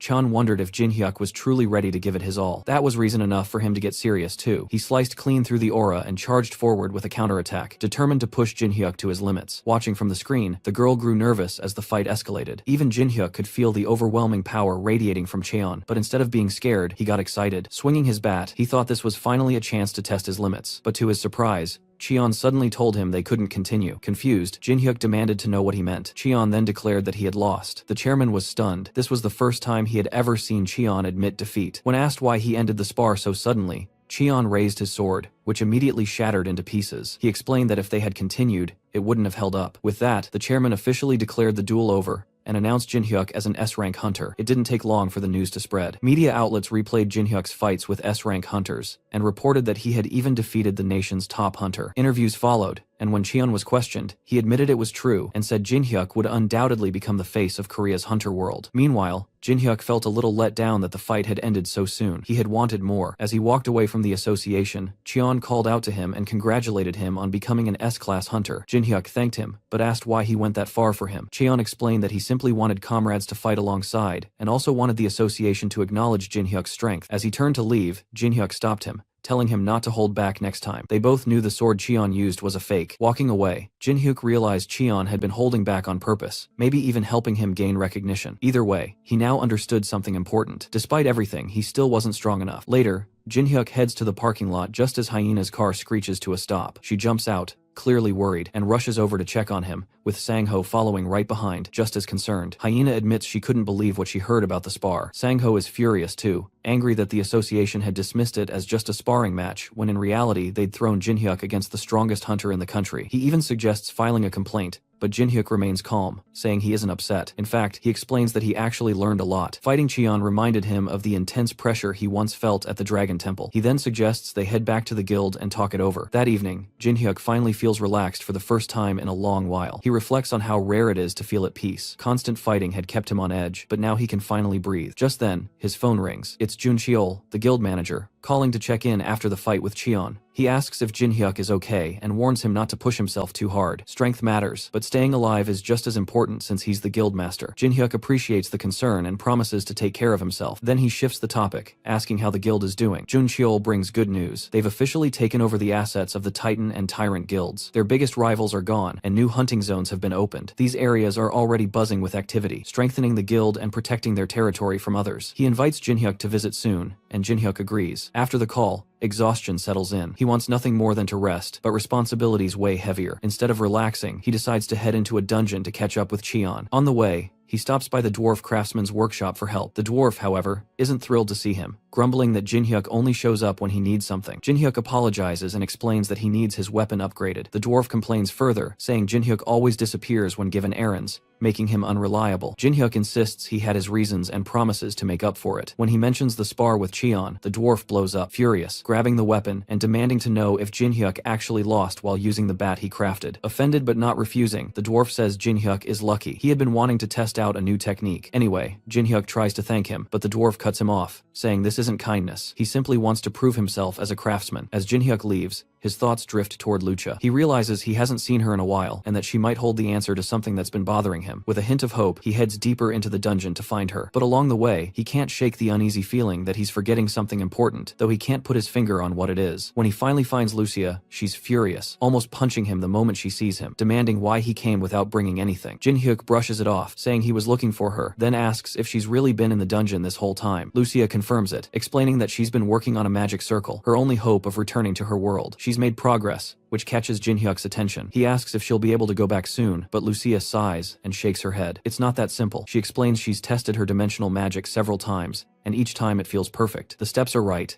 The energy is right. The spell should work, but in the end, nothing happens. No matter what she does, the result is always the same. Nothing. As she's saying this, something strange stirs. Back in Jin-hyuk's fridge, a portal begins to open. The next morning, Jin-hyuk heads to the local supermarket and buys some snacks for Lucia so she won't complain later. As he's about to leave, the cashier suddenly asks if he's Guildmaster Kang Jin-hyuk. Looking confused, he admits it, which excites the girl. She says she's a huge fan and asks for a photo. He then notices other people snapping pictures of him as well. Not wanting to draw more attention, he quickly apologizes and bolts out of the store. On his way back to the cave, he realizes he's far more well known than he thought. The dwarf finally shows him a new weapon, claiming it's on a completely different level from the last one. As soon as Jin-hyuk grabs the bat, he feels it draining his mana. He wonders if something's wrong with it, but the dwarf takes it as an insult and smacks him in the face. He reminds Jin-hyuk about the Alron he purified earlier, explaining that he used it to upgrade the bat. Normally, cores from monsters carry their traits. In Alrauni's case, it should have absorbed life, but thanks to Jin-hyuk's purification, it now absorbs mana instead. Since it's draining him, that means the weapon is working perfectly. Jin-hyuk still worries it might suck out all of his mana, but the dwarf reassures him that it will stop after reaching its limit. Sure enough, the bat soon stops absorbing, signaling that it's fully charged. The dwarf explains that Jin-hyuk can use the stored mana whenever he wants. To test it, Jin-hyuk swings the bat toward his statue,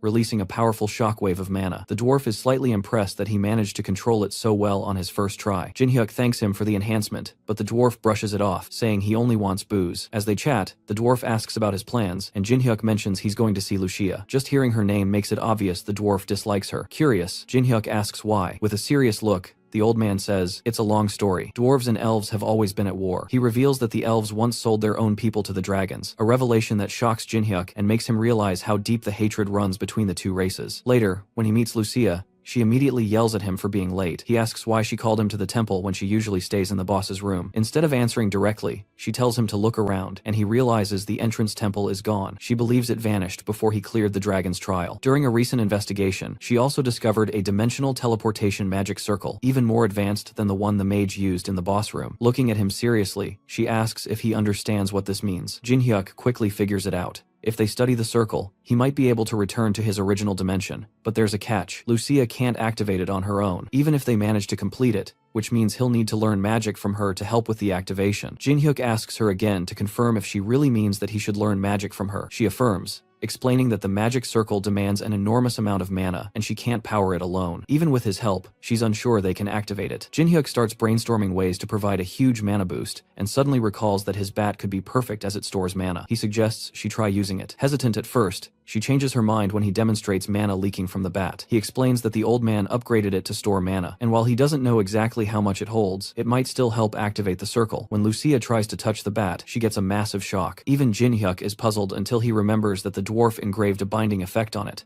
so only he can wield it. This means the bat isn't usable for them, leaving them with no choice but to teach him magic. She tells him he'll be her student from now on. His first lesson takes place in his apartment, where she even assigns homework while he snacks. Learning isn't as easy as he thought. He has to memorize a huge amount of magical theory, control the flow of mana, and apply it to activate the magic circle. After days of study, he finally grasps the basics of magic. Just as he feels accomplished, she snaps him back, saying that was only the foundation. The real lessons are starting. Lucia goes over her research notes on the magic circle from the boss's room. She explains that the circle failed because a mage had modified it to handle all the mana alone, which required an enormous amount. The teleportation succeeded, but the dungeon appeared in the wrong location, his room. Jin-hyuk asks why they're studying a failed circle, and she responds that by comparing it with the Dragon Temple circle, they can identify the flaws and build one that actually works. From that day on, they dive into research to create the perfect magic circle. Jin-hyuk steadily improves, eventually learning to channel mana into the circle. He fills the bat with maximum mana and starts transferring it while Lucia assists, signaling him when enough mana has been poured. As they pour mana in, the circle lights up, reacting to the energy. Jin-hyuk keeps pumping mana, but suddenly the bat begins leaking aura uncontrollably. He struggles to stop it, and even Lucia is confused, asking why he's injecting aura into the circle. Neither fully understands what's happening, but they work together to keep it stable. Suddenly, the ground beneath them shakes, and the floor under the circle collapses. They manage to jump back in time, avoiding the collapse, but this destroys their only route of return. Furious, Lucia yells at him for causing the circle to vanish. Meanwhile, the portal inside his fridge begins glowing even brighter. Later, the two of them are sitting in his apartment while Lucia munches desperately on snacks. He apologizes, admitting he never expected his bat to start injecting aura into the magic circle. She's still upset and yells at him, pointing out that he doesn't even understand the difference between mana and aura. Jin-hyuk is taken aback by her words, but explains that he often uses the bat for fighting, so it's possible he accidentally converted mana into aura. By now, Lucia has calmed down a bit and acknowledges that she should have checked things before the activation, but it doesn't change the fact that they've lost their chance to reverse the situation, which weighs heavily on him. He reassures her that he'll find a solution and asks if she wants anything. In response, she shouts for him to bring the tastiest, sweetest treats he has. Jin-hyuk rushes to the fridge and asks if she wants cake, but the moment he opens it, a strong wave of cold air blasts out. Definitely not normal. He calls her over to check it out, and when she arrives, they both see a completely new world beyond the fridge door. Lucia smiles, realizing that the magic circle didn't actually fail. The snowy landscape is a result of the circle, and from the mana she senses, she believes this is the dimension she once lived in. Though she doesn't understand how the portal appeared inside the fridge, she suggests going in to investigate. Jin-hyuk agrees, saying he just needs to take care of a few things first. He immediately calls Jun Cheol, his guild's co-founder, and asks him to come over, also inviting Hyena to join. When they arrive, Jin-hyuk explains that he plans to leave temporarily to train. After his fight with Cheon, he realized he's still not strong enough. Hearing this, Jun Cheol asks if he has found a way to get stronger. Jin-hyuk admits he isn't sure yet, but it might be possible. Hyena hands him a report, noting that the guild is stable for now, but could face difficulties if he's gone too long. Before he can respond, Jun Cheol stands and reassures him that everything will be fine, saying he'll handle the guild so Jin-hyuk can focus on training. Since their guild influence is comparable to his, he can leave and return stronger without worry. Later, Jun Cheol calls another guild member to inform him that the guildmaster will be away for a while, so he'll take on more responsibilities. The man expresses concern about Jin-hyuk leaving at such a critical time, but the co-founder assures him that it's fine. When Jin-hyuk returns stronger, their guild's influence will increase, making them the #1 guild in the country. Meanwhile, Lucia awaits while Jin-hyuk changes. He emerges wearing a heavy winter coat and apologizes, saying he had more to pack than expected. He then gives her a special bow with some arrows, explaining that the dwarf instructed him to give it to her. She studies the weapon quietly, initially thinking a few arrows aren't a big deal, but her expression changes as she notices the high quality of the arrowheads. Jin-hyuk gets excited, saying he thought they were normal arrows since he tossed them casually, and mentions how well the old man looks out for her. Lucia, still hesitant to admit it, remarks that she might have to repay him someday. Finally, they step into the portal, and Jin-hyuk immediately notices this is a different dimension. They discuss where to start exploring and come across a mysterious dungeon. Excited, Jin-hyuk senses that something is hidden inside. Lucia agrees, and together they decide to enter the dungeon. The dungeon was far larger and deeper than they had expected. The moment they stepped inside, she immediately sensed monsters rushing toward them. Lucia quickly stopped him and warned him to get ready, knowing a fight was imminent. Soon enough, the monsters appeared. It was a group of Yetis. They lunged at them ferociously, and she asked him if he could handle the attack. With a confident grin, he assured her he could, summoning his bat and claiming he could take them down with his eyes closed. The two of them began taking out the monsters with ease, Jin-hyuk attacking head-on, while Lucia provided support from behind. As the battle went on, she started noticing just how effective his arrows were. Feeling confident, Jin-hyuk decided to finish the fight with one final strike. Meanwhile, the dragon god received a message that the apostle had crossed dimensions. Sitting calmly in his chair, he listened and declared that he would meet the apostle soon. The dragon was still puzzled as to why the title of apostle had been given to a human rather than a noble dragonkin. The dragon god explained it was due to the man's destiny. He was born to bring ruin to the world. Meanwhile, a brutal clash unfolded between Jin-hyuk and a monstrous creature. He leapt into the air, aiming to end the fight quickly. Without hesitation, he swung his bat like a lightning bolt, striking the creature's skull and killing it instantly. Panting, he opened his inventory and read the monster's name, Yeti. He didn't remember encountering such a creature before. Lucia soon approached and reacted sharply at the mention of Yeti. She explained that Yetis typically live in packs in the mountains. If the creature he had just killed was indeed a Yeti, they needed to leave the cave immediately. Confused,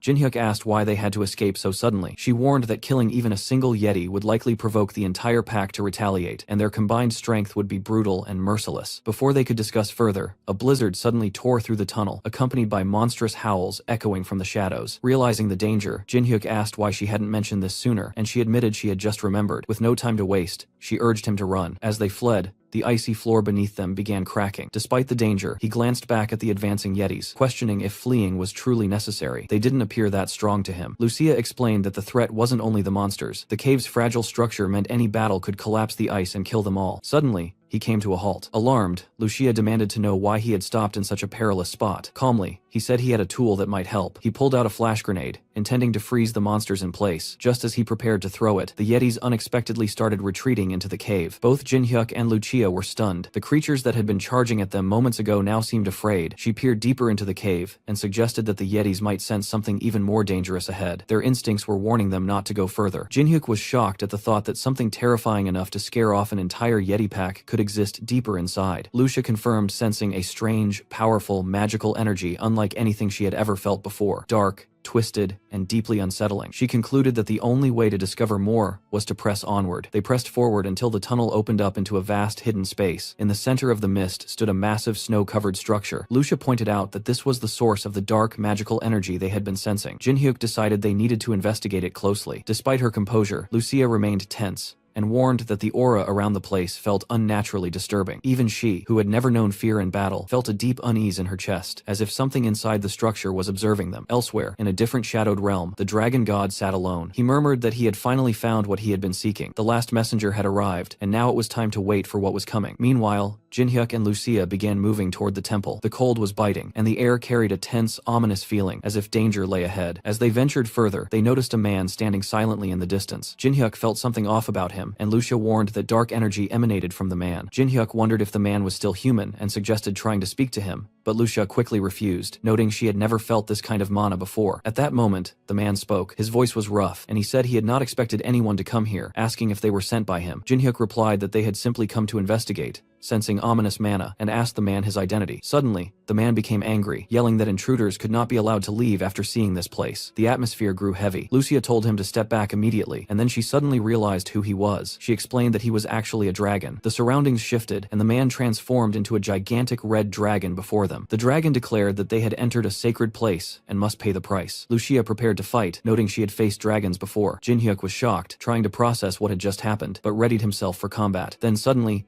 everything froze. The wind ceased, the fire went out, and even the dragon and Lucia could not move. Jin-hyuk was confused, noticing that Lucia was also immobilized. A deep voice spoke, declaring, "Time has been stopped." A figure appeared in the air, clad in a black cloak. He did not walk on the ground, but seemed to float or tear through space. Jin-hyuk asked his identity. The man introduced himself as Ordo, claiming he created the dragon Tiamat and asserting that he was the god of the world. Jin-hyuk was surprised, but unsure whether to believe him. Ordo said it did not matter whether he believed him, it was still the truth. Ordo explained that he had been observing humans for a long time. Initially, he appreciated how they lived, but they eventually began fighting each other, causing destruction. Not wanting humanity to destroy itself, he became a god to protect them. He created monsters to provide humans with a common enemy and gave them the power to fight back by turning them into hunters. Initially, this worked, and humans cooperated, but eventually, they turned their powers against one another again. Ordo said Jinhyuk had also misused his power in the same way. He explained that Jinhyuk was never meant to be so strong, and that becoming his apostle required enduring far more trials, but the plan failed due to an anomaly from another dimension. A powerful magician had moved the dungeon into Jinhyuk's room, allowing him to grow stronger earlier than expected. Ordo had tried to destroy the dungeon when Jinhyuk first entered, but the dragon god inside blocked him, so he had to give up. Because of the dungeon's effects, Ordo could not locate him until recently, when the dragon god's presence disappeared, allowing a face-to-face meeting. Ordo revealed that he had already marked Jinhyuk as his apostle long ago. His plan was for Jinhyuk to become a powerful protector of humanity, capable of bringing peace and ruling at the top of the world. He offered Jinhyuk this position as his rightful place, but added a threat. Refusal would mean death for merely seeing this place. Jinhyuk considered it, then calmly declined. He admitted that he once desired such power and destiny, but he refused to follow Ordo. He accused Ordo of knowing the pain he had endured and doing nothing to help, making the request to serve as his apostle feel like manipulation. Jinhyuk declared he would rather die fighting than become someone's puppet. Ordo laughed at the response, calling him foolish for failing to understand his grander plans. Changing his approach, Ordo floated higher, declaring that if Jinhyuk would not join willingly, he would use another method. He introduced Timut, a creature he created after capturing an ancient dragon from another world. He claimed it was his most powerful creation and that nothing, not hunters nor monsters, could stop it. Ordo planned to use Timut to destroy everything and build a new world populated only by those who love peace, with Jinhyuk as the first sacrifice. Even when faced with this terrifying threat, our boy doesn't flinch. He clenches his teeth and tells Ordo to go ahead, charging straight at the dragon-like creature, a move that looks almost suicidal. Ordo is impressed by Jinhyuk's courage, but dismisses it as meaningless, claiming he'll only be left behind. Meanwhile, deep underground, the old dwarf is finishing crafting a shiny new set of armor. Talking to himself, he mentions it took longer than expected because the old armor was completely worn out. He recalls Jinhyuk and jokes that the guy better bring him some good booze as thanks. He reminisces about how weak Jinhyuk used to be when they first met, but has since grown into one of the continent's strongest warriors, probably aided by that loud elf along the way. He wonders what they'll bring back this time, laughing at the thought that it might even be a dragon. Back at the battle, Ordo snaps his fingers, and a massive creature suddenly comes to life. Its eyes glow, muscles ripple, and it starts moving. Lucia regains consciousness and realizes the danger, shouting at Jinhyuk to be careful. The dragon unleashes a massive fire blast aimed at him. Jinhyuk tries to dodge, but the attack is too fast, and he gets swallowed whole. Lucia is horrified and screams in despair. Ordo smiles coldly, mocking him for making a dramatic speech, only to be taken out so quickly. But then a growl comes from inside the dragon's mouth. Jinhyuk is still alive. From within, he forces the dragon's jaws open, roaring in defiance, causing the dragon pain. Overwhelmed with relief, Lucia asks if he's okay. Jinhyuk confirms he is, and declares he won't allow someone like Ordo to destroy the world, vowing to stop him no matter what. Ordo laughs, finding the determination amusing, and comments that all Jinhyuk will feel in the end is crushing despair. Meanwhile, Hyena receives a call from the guild's co-founder, who informs her that the association has issued a mandatory summons. Confused, she asks why, but he admits he doesn't know the exact reason. Dungeons are appearing across the city, including their own jurisdiction, so their cooperation is requested. She promises to notify the other guild members immediately. After hanging up, Sango asks what's going on. She explains that a massive number of gates have appeared in Region 9, intriguingly close to Jinhyuk's home. Back at the battle, Jinhyuk remains trapped inside Timut, the dragon's mouth. Lucia fears he might burn alive if he doesn't escape soon. He struggles, but the dragon's strength keeps him pinned. Suddenly, the elf shoots an arrow straight into the dragon's head, causing it to scream in pain and open its mouth, giving Jinhyuk a chance to break free. Despite taking a direct hit, the dragon appears unharmed. As Jinhyuk hits the ground, the dragon swoops toward him to finish him off. He quickly gets back on his feet, realizing the creature isn't giving him a moment to recover. The dragon slams down, using all its power to crush him. At the same time, Lucia attempts another arrow shot, but the dragon strikes her with its tail before she can release it, sending her flying. Jinhyuk finally understands the dragon's immense strength, seeing how easily it knocked her away. With her down, the dragon turns back to him. Feeling the immense pressure, Jinhyuk knows he must go all out. Ordo seems slightly disappointed, thinking it's over, and orders the dragon to finish him. Yet, something is wrong. No matter how hard the dragon tries, it cannot crush Jinhyuk. Shocked, the dragon struggles to believe that a mere human can endure its power. Jinhyuk counters with all his strength. Channeling the power he gained from the dragon's temple, he unleashes it with a roar, forcing the dragon to recoil. Even Ordo is stunned, unable to comprehend that Jinhyuk can wield the power of the dragon god. Meanwhile, the dragon god sat on his throne, declaring that the time had come to act since his apostle had finally awakened to his true power. Rising from his throne, he proclaimed that he would settle their long-standing grudge once and for all. In the other dimension, Ordo sensed the shift in energy immediately, recognizing it as a sign of the dragon god's arrival. Even Jinhyuk felt something unusual, surprised by the immense strength of the dragon god. On top of that, he noticed the dragon mark on his wrist. Ordo also saw the symbol above him and wondered if the dragon god had truly chosen him as his apostle. Knowing he had to finish his task before the dragon god appeared, he ordered the dragon to kill him at once. Timut obeyed instantly, sending a massive wave of fire toward him. Surprisingly, the fire that had seemed so threatening a moment ago no longer intimidated him. He felt confident he could defeat the dragon. Suddenly, a voice told him to stop, and for a moment, time itself seemed frozen. Jinhyuk assumed Ordo was behind it and shouted at him, asking if he had something to say. Ordo, equally confused, denied stopping time. At the same time, the dragon god's voice reached him,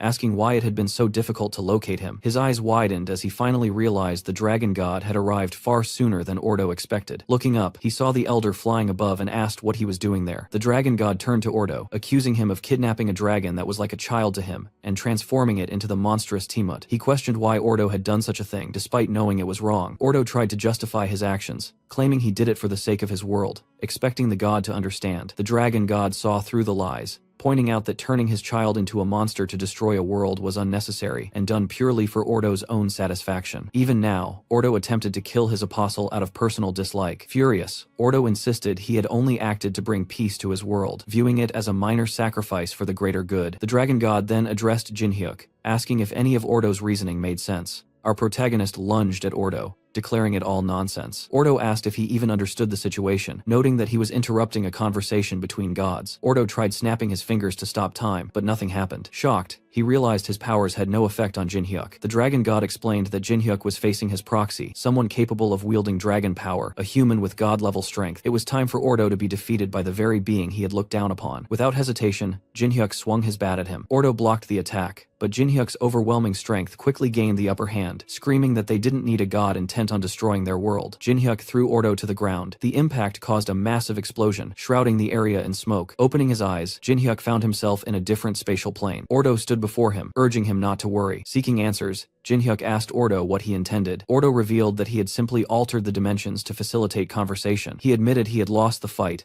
and acknowledged that Jinhyuk's strike had completely changed his perspective, teaching him that being a god did not mean knowing everything. Consequently, Ordo decided to abandon his previous plans and instead oversee the entire world. As his form began to fade, he told Jinhyuk he would now supervise everything. Determined to prove himself wrong, Jinhyuk hesitated, unsure if he could bear such responsibility. But Ordo's decision was final. Jinhyuk would become the new manager of the world. He then returned to the other dimension. The dragon god asked if Jinhyuk had a meaningful conversation with Ordo, explaining that Ordo had relinquished everything and chosen to trust humanity again. He even returned the dragon, promising to watch over the new world. Before departing, the dragon god reminded Jinhyuk that it was his duty to bring peace to his world, assuring him that he would support him and urging him to become a manager even the gods would respect. Jinhyuk stood in awe, wondering if he had truly become the world's manager. Suddenly, he heard Lucia's voice calling him. He rushed to her and asked if she was all right. She revealed that she had nearly died but had been healed by the dragon god, allowing her to recover. With the danger past, Jinhyuk invited her to return home. She explained that this was her original world and she could not leave, which saddened him. They said their goodbyes and parted ways. Looking down at his world from above, Jinhyuk recalled how a dungeon had mysteriously appeared in his room, never imagining that a bottom-tier hunter like him could rise to become the manager of the world. Though he still didn't understand why Ordo had chosen him for this power, he was determined to guide humanity on the right path, preventing them from going astray. He would accomplish this while connecting with others to build a better world, fulfilling his role both as a human and as the manager of a new world.